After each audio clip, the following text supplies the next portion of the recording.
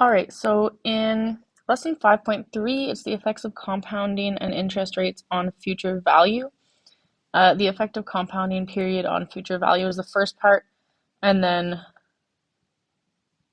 we're going to look at the interest rate on future value down here. So to start, we're going to be using a TVM solver. So I have the TVM solver on the right. So here, the TVM solver kind of just replaces a calculator that can do these things. In this section, we're going to see the effects that other variables have on the future value of an investment. So first, we're going to determine the future value of $1,000 earning 5.3% interested 5.3% interest compounded annually for 3 years. So here, we're going to fill in our little table on the side, and then we'll copy it over. So there's 3 years, so n is 3. Our interest is 5.3%. PV is the present value, so what you're putting into it. Payments, there's no payments to make. Future value is what we're looking for. Times per year you get paid is 1 time. And it is compounded annually, so CY, compounding per year, is going to be 1 as well. So we're going to plug these values into our calculator over here.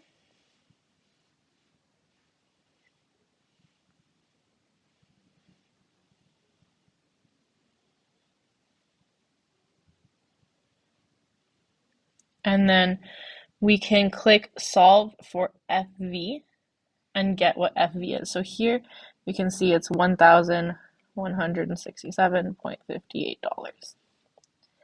To determine the future value of the same investment with interest compounded semi-annually, which variable is going to change? So right now we have it set up to compound annually, 1 time per year. So what's going to change is CY, and it will change to 2 because semi-annually means 2 times a year. In the table below, we are going to change the compounding period as indicated. So we're going to just repeat calculating it, and we are going to figure out what the future value is for annually. So here, the first one's already done. We just did it. And then the last column is interest earned. So you put in $1,000. How much more money is in the account now? So that is what you are earning. So it's $1,000 minus, and that will give you $167.58. All right, for semi-annual, 2 times a year, we're going to come over here and just change this to 2 and solve for FV yet again. And then how much you're making, the interest earned is $169.91. Quarterly means 4 times a year. So we'll change 2 to 4. And once again, solve for FV. So now you've made 171. And monthly means every month. There are 12 months. So you change the 4 over here in CY to 12.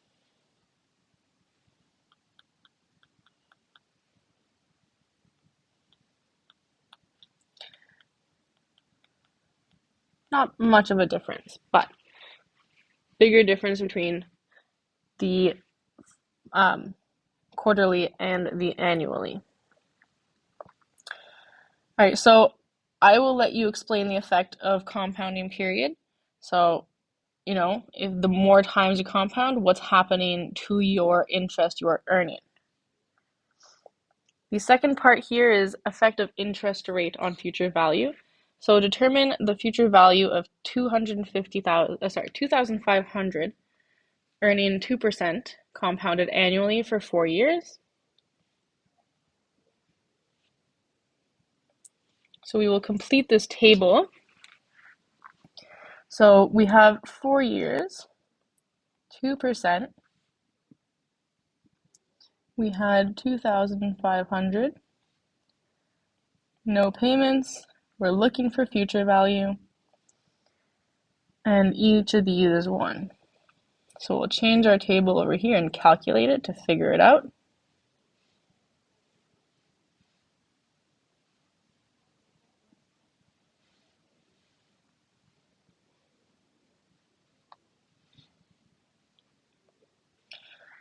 And you can see here, so this here would be $2,706.08. To determine the future value of the same investment with interest at 4%, what are we going to change? So here right now we have interest at 2%. We want it 4%. So you can see our 2% is at I. So we are changing that variable. Now, what do you think, and I'll let you come up with this one, what do you think happens when you double the interest rate?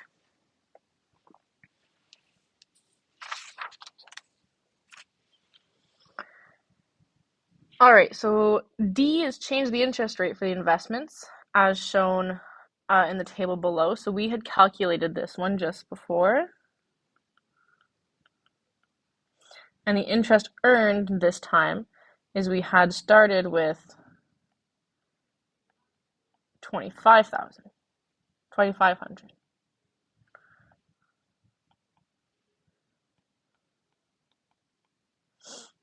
Now if we come in here and we change our interest rate to 4 and we solve for FV, we have 2924.65 and we're making 424.65.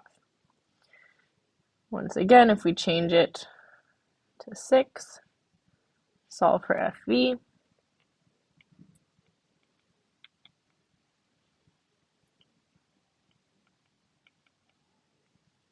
it's 3,156. And then we'll change it one last time, fill in the table.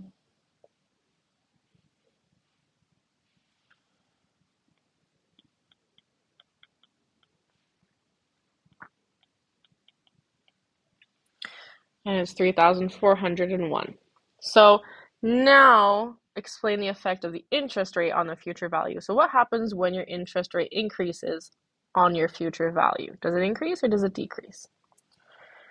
For F, which variable seems to have the greater effect on the future variable? So if you're looking between the two, if you're looking between this one here and this one here, changing compounding versus interest rate, which one's having a bigger effect, making your interest earned increase more? And you can see between each one in the changing the interest rate, it's like $200 more to $300 more depending.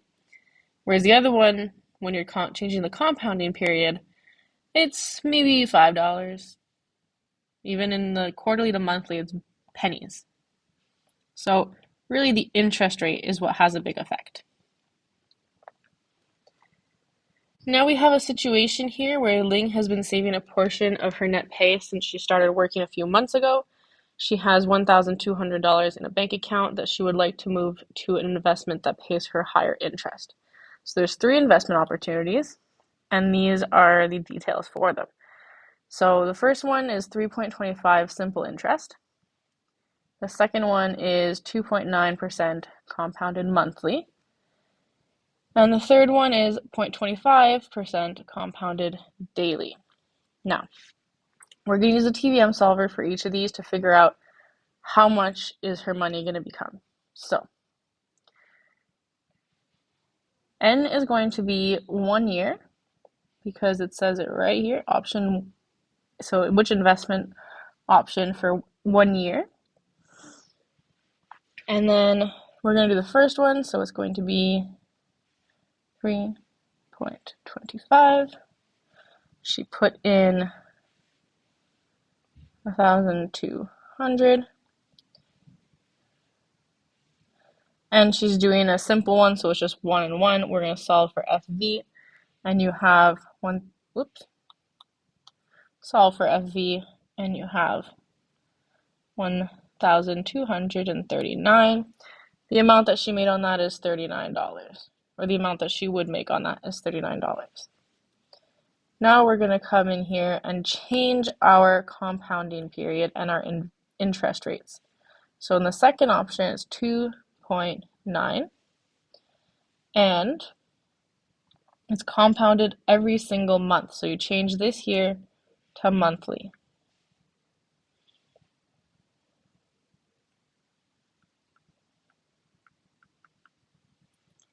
And then this one is 35.2. Okay. The last one, we are going to be changing, once again, our interest, 0.25. And we are doing daily, so 365 days.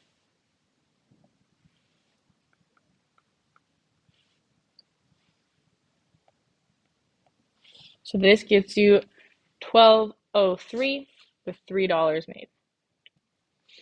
All right, now finally, which investment should Ling choose? She should choose the one that's going to make her the most amount of money, and that would be option A. And that is the end of 5.3.